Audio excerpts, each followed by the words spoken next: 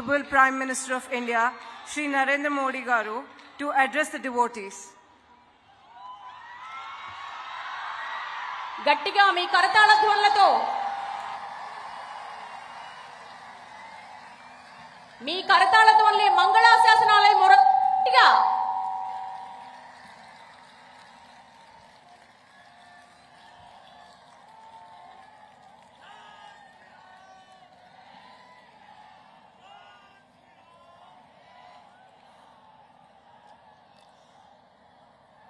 कार्यक्रम में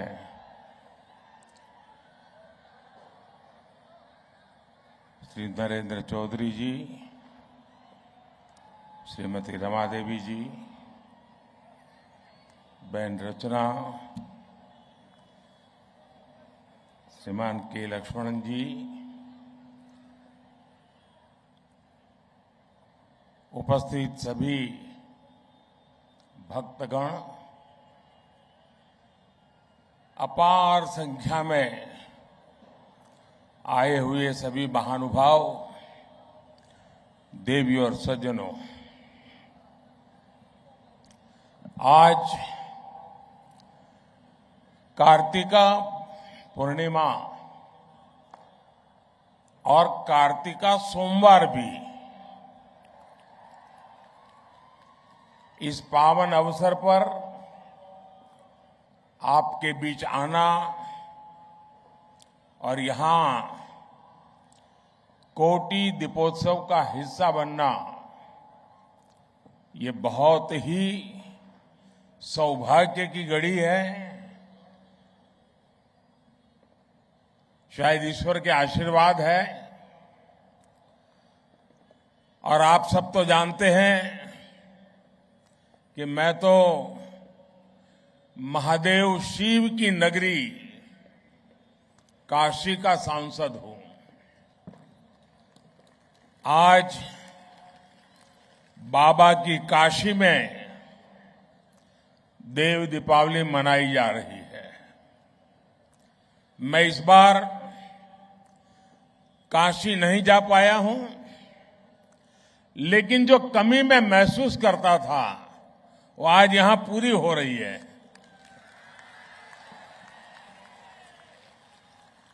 मुझे यहां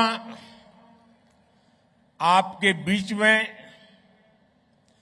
कोटि दीपोत्सव का हिस्सा बनने का सौभाग्य मिला है और वाकई आज का दिन बहुत ही धन्य करने वाला है।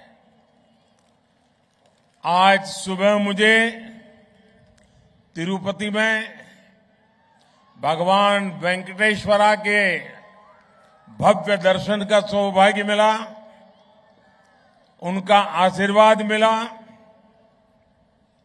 वो अनुभव, वो अनुभूति,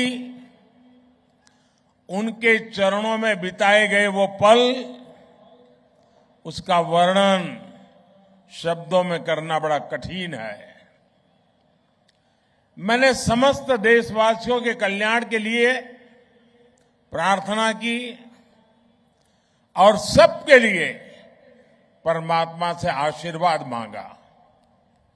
आज गुरु नानक देव जी का प्रकाश पर्व भी है। अब से कुछ समय पहले मुझे हैदराबाद में ही गुरुद्वारा में गुरु ग्रंथ साहब के सामने माथा टेकने का भी अवसर मिला। और इससे पहले मुझे दिन भर जनता जनार्दन का भी आशीर्वाद मिला।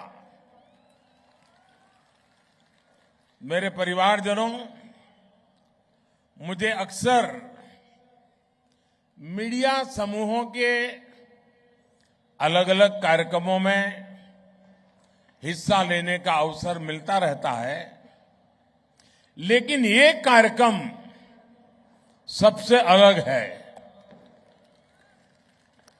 आज एनटीवी भक्ति समूह ने मुझे यहां भक्ति भाव से आप सबसे जुड़ने का अवसर दिया है। मैं थुम्मला नरेंद्र चौधरी जी, रमा देवी जी और उनके पूरे ग्रुप को इस भव्य आयोजन के लिए बहुत बहुत बधाई देता हूं। और अभी रमा जी मुझे बता रही थी कि 12 साल से हो रहा है और आज ये 12वां साल की एक विशेषता है आज के कार्यक्रम की। साथियों, तेलुगु लोगों के बीच आना हमेशा सुखद होता है। आपके पास एक समृद्ध संस्कृति और साहित्य है। श्रीशैलम से बेमुलावाड़ा तक, भद्राचलम से आलमपुर तक, तिरुपति से यदाद्री तक, यहां आस्था का, आध्यात्म का एक असीम सागर है। पोथना की भागवतम, रामदास की भक्ति कृतियां, अन्नमैया, नन्नैया, तिक्कना और येरा पैगड़ा रचनाएं, योगी वेमना की कविताएं, ऐसी अनेक समृद्ध धरोहर तेलुगु साहित्य की विरासत का प्रमाण है। आज हम यहां इस विरासत को और सशक्त होते हुए देख रहे हैं। साथियों, हमारे यहां कहा जाता है, दीप ज्योति परब्रह्म, दीप ज्योति परब्रह्म, यानी एक ज्योति भी परम ब्रह्म का स्वरूप होती है। इसका कारण यह है कि दीपक अंधकार का अंत करता है और प्रकाश का संचार करता है। जब हम दीपक की बात करते हैं तो इसका मतलब सिर्फ प्रकाश देने वाला एक माध्यम ही नहीं होता, बल्कि हमें अज्ञान और अभिमान से मुक्ति का भी रास्ता दिखाता है। और हम भारतीयों के लिए तो ऐसे दिए एक दूसरे को जोड़ने और जुड़ने का माध्यम भी है।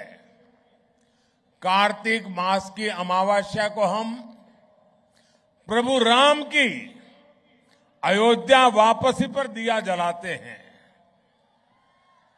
और आज भगवान शिव के धरती पर उतरने की खुशी में दिया जलाते हैं।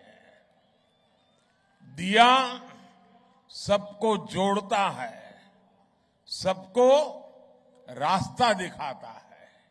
इसलिए जब 100 वर्ष का सबसे बड़ा संकट आया तो हम भारतीयों ने मिलकर दीपक जलाया।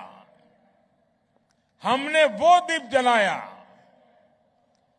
और आज भारत विजयी होकर विकास की नई गाथा लिख रहा है। मेरे परिवारजनों, आज यहां जलाए गए दियों का एक और संदेश है। इनमें से हर दिया आस्था का भी प्रतीक है और समृद्धि का भी प्रतीक है। ये दीप हमें विकसित भारत, आत्मनिर्भर भारत की राह दिखाते हैं। किसी पर्व पर जब हम कुछ भी स्वदेशी खरीदते हैं तो हम न जाने कितने परिवारों के घर में समृद्धि का दीप जलाने का काम करते हैं। हम ऐसे लोगों को कौशल और शिल्प की ज्योति प्रकाशित रखने के लिए भी प्रेरित करते हैं। इसी तरह जब हम नेचुरल फार्मिंग को बढ़ावा देने के लिए आगे आते हैं तो हम धरती मां को केमिकल से मुक्त करने का दीप जलाते हैं। जब हम स्वच्छता के लिए एकजुट होते हैं, जब हम जल संरक्षण पर, नदियों और झीलों को साफ करने पर ध्यान देते हैं, तब हम आने वाली पीढ़ियों के लिए इस धरा को बेहतर बनाने का दीप जलाते हैं। हर अच्छा प्रयास एक दीपक की तरह आने वाली पीढ़ी दर पीढ़ी तक अपना प्रकाश फैलाता रहता है। आज हम कोटि दीपोत्सव कर रहे हैं, लेकिन जब हम अपने बच्चों के लिए एक बेहतर भविष्य का संकल्प लेते हैं, तो हमारा सामर्थ्य 140 कोटि दीपोत्सवों का हो जाता है। साथियों, आज जब हम देवी देवताओं से प्रार्थना कर रहे हैं, मानवता के कल्याण की बात करते हैं, तो हमें अपनी प्रार्थना में उन श्रमिक भाइयों को भी स्थान देना है जो बीते करीब 2 सप्ताह से उत्तराखंड की एक टनल में फंसे हुए हैं। सरकार और तमाम एजेंसियां मिलकर उन्हें संकट से बाहर निकालने में कोई कोर कसर बाकी नहीं छोड़ रही है, लेकिन इस राहत और बचाव अभियान को हमें बहुत सतर्कता से ही पूरा करना है। इस अभियान में प्रकृति हमें लगातार चुनौतियां दे रही है, लेकिन हम डटे हुए हैं, 24 घंटे प्रयास कर रहे हैं। हमें प्रार्थना करनी है उन श्रमिकों के सकुशल निकलने के लिए और जल्द से जल्द निकलने के लिए। हमें हिम्मत देनी है, हौसला देना है उन श्रमिकों के परिवार को कि पूरा देश आपके साथ है। देव दीपावली का हर दीप, कोटि दीपोत्सव का हर दीप उस टनल में फंसे श्रमिकों के जीवन में जल्द से जल्द प्रकाश लाए, हम सभी की यही प्रार्थना है। मेरे परिवारजनों, विकसित भारत का संकल्प तेज विकास और विरासत दोनों से ही सशक्त होगा। भारत सिर्फ एक राष्ट्र नहीं, उसका संकल्प तेज विकास और विरासत दोनों से ही सशक्त होगा। भारत सिर्फ एक राष्ट्र नहीं है का संकल्प तेज विकास और विरासत दोनों से ही सशक्त होने वाला है। और इसलिए हमें इन साधना के कामों को पूरी तरह बड़ी लगन से और बड़ी श्रद्धापूर्वक हमें करते रहना होगा। मैं इस भव्य समारोह, ये ठीक है कि मैं एक दूसरे वातावरण में इन दिनों व्यस्त हूं, लेकिन ये पवित्रता का माहौल, ये पवित्रता की कुछ पल हमारे लिए बहुत बड़ा सुकून लेकर के आती है। और आज जब हम आने वाली सदियों का भविष्य लिखने जा रहे हैं, तब हमें भारत के आत्मविश्वास को फिर नई बुलंदी लेनी है। इसलिए हमारी सरकार विकास भी और विरासत भी इस प्रेरणा के साथ काम कर रही है। आज देश अपने पावन धामों, अपने संतों, ऋषियों, तपस्वियों को सम्मान दे रहा है। केदार धाम हो, काशी विश्वनाथ हो, उज्जैन महाकाल हो, हर धाम के विकास पर बल दिया जा रहा है। और अब तो बस कुछ ही दिनों का इंतजार बाकी है। अयोध्या नगरी में भगवान राम का भव्य मंदिर बस पूरा ही होने वाला है। मेरे परिवारजनों, तेलंगाना तो सांस्कृतिक और आध्यात्मिक वैभव से बहुत समृद्ध है। यहां मुलुगु में काकतीय रामप्पा मंदिर का विश्व धरोहर शिलालेख है। हजारों खंभों वाले मंदिर का कायाकल्प कई दशकों के बाद हो रहा है। भद्राचलम में श्री सीता रामचंद्र स्वामी मंदिर में नई सुविधाओं का निर्माण किया जा रहा है। जोगुलंबा अम्मवारू को अब भविष्य की पीढ़ियों के लिए संरक्षित किया जा रहा है। बोनालू और बथुकम्मा जैसे त्योहारों को राष्ट्रीय स्तर पर मनाने के प्रयास चल रहे हैं।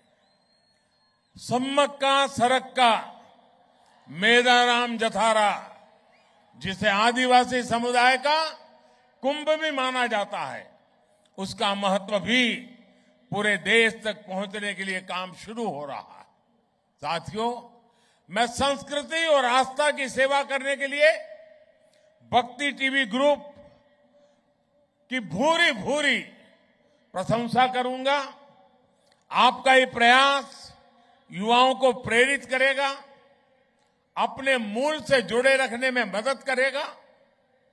राष्ट्रभक्ति, राष्ट्रशक्ति और राष्ट्रीय संकल्प का ये दीप ऐसे ही जलता रहे, अपना प्रकाश फैलाता रहे, नई चेतना जगाता रहे, नई प्रेरणा का पुंज देता रहे और हम आने वाली पीढ़ियों को भी इस प्रकाश के रास्ते पर चलने की प्रेरणा देते रहे। इसी एक भावना के साथ मैं भी आज इस दीपोत्सव के अवसर पर अपने आप को इसका हिस्सा मान करके स्वयं में धन्यता अनुभवता हूं और मैं नरेंद्र भाई और उनके पूरे परिवार को हृदय से बहुत बहुत बधाई देता हूं। धन्यवाद जी।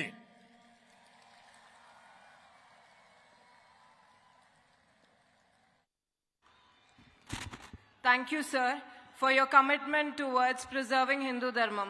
Thank you so much.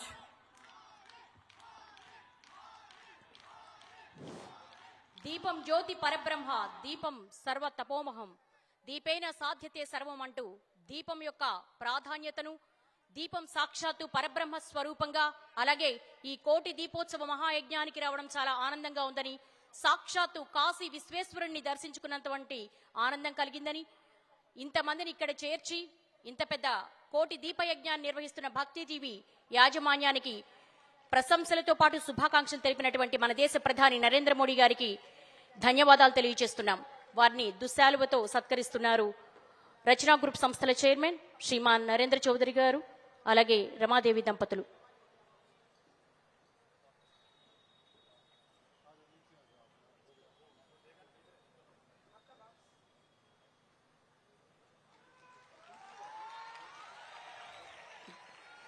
గట్టిగా